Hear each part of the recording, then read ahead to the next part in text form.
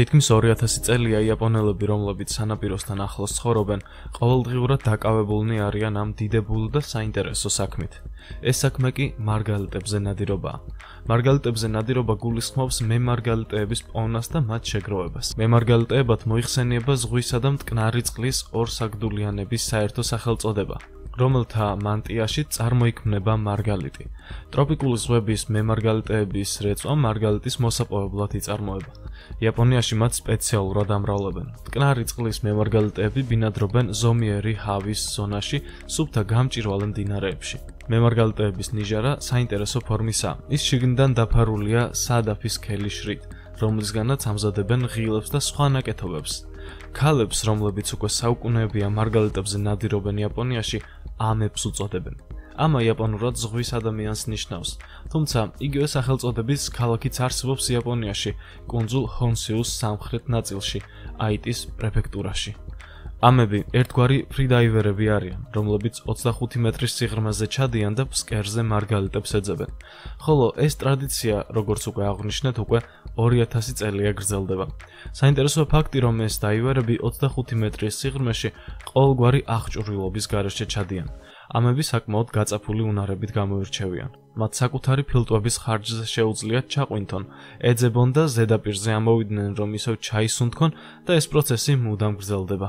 ამების შესახებ ცნობები მე-7 საუკუნის იაპონურ პოეზიებშიც კი გვხვდება. იაპონელები საუკუნეების მანძილზე მოიპოვებდნენ ოკეანის ფსკერიდან სხვადასხვა რამეს, რაც საბოლოოდ მათ ცხოვრებას უკეთეს ხდიდა. ეს შეიძლებოდა ყოფილიყო როგორც ჩვეულებრივი საკვები, ასევე ძვირადღირებული ნიჟარები. ტრადიციულად ძველი იაპონელი მამაკაცი ტყეში მიდიოდა სანადიროდ, ხოლო ქალები ზღვის სანაპიროზე ეძებდნენ ყველაფერს, რაც საჭმელად იქნებოდა ვარგისი. თავიდან მუხლებამდე წყალში ეძებდნენ გამოსადეგ ნიჟარებს ან საკვებად ვარგის თევზებს, ხოლო შემდეგ უკვე რამდენიმე მეტრზე ყვინთავდნენ სიღრმეში.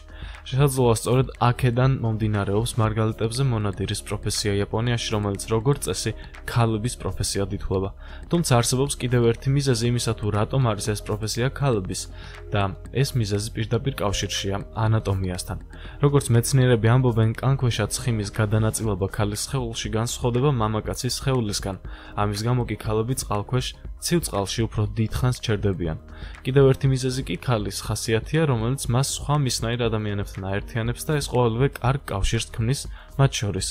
ისინი ერთიანდებიან საერთო საქმის სიყვარულით და მხარდამხარ შრომობენ, რაც მამაკაცებისთვის ცოტა რთული რამეა. თუმცა ამ საქმეში მამაკაცის როლი არანაკლებ მნიშვნელოვანია. როგორც წესი, დღეს მამაკაცი ნავზე ელოდება ქალს.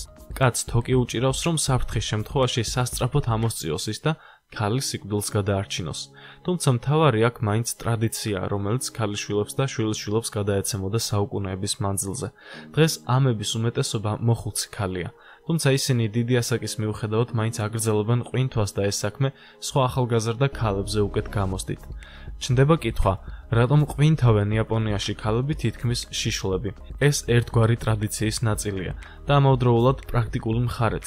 მათ არ უნდა ჰქონდეთ სხეულზე არაფერი, რაც ხელს შეუშლის ფსკერზე ყოფნის დროს, რადგან შეიძლება აქ ერთი წამის დაკარგვაც კი სასიკვდილო აღმოჩნდეს. ამიტომაც ისინი არჩევენ, რომ სხეული თავისუფალი ჰქონდეთ ტანსაცმლისგან, ასე კი საფრთხეს ირიდებენ თავიდან. მათ მხოლოდ რეზინის ქუდები ჰქონდათ თავზე, იმისთვის რომ თმას მათთვის მხედველობა არ დაეფარა.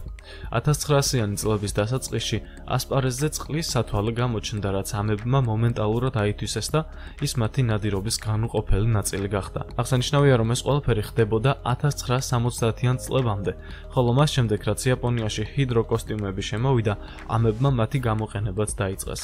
ამ კოსტიუმების დახმარებით ისინი ინარჩუნებდნენ სხეულის ტემპერატურას და უფრო დიდხანს შეეძლოთ ფსკერზე ცურვა. 1970-იანი წლებიდან დღემდე ჰიდროკოსტიუმები ამების განუყოფელი ამუნიცია გახდა. ისინი დღეს აღარ ყვინთავენ შიშვლები ოკეანის ფსკერზე. დღეს ამების საქმიანობა გაცილებით უფრო მაღალ დონეზეა. ისინი ერთგვარი მასწავლებლები არიან და სიამოვნებით გადასცემენ დამწყებ დაივერებს თავიანთ გამოცდილებას და ასწავლიან თუ როგორ შეძლონ ფსკერზე ცურვა დამატებითი ჟანგბადის აუზის გარეშე ძალიან დიდხანს.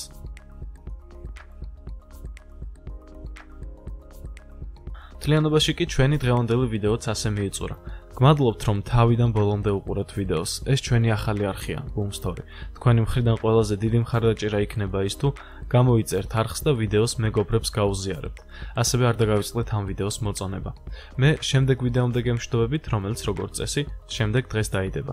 დროებით.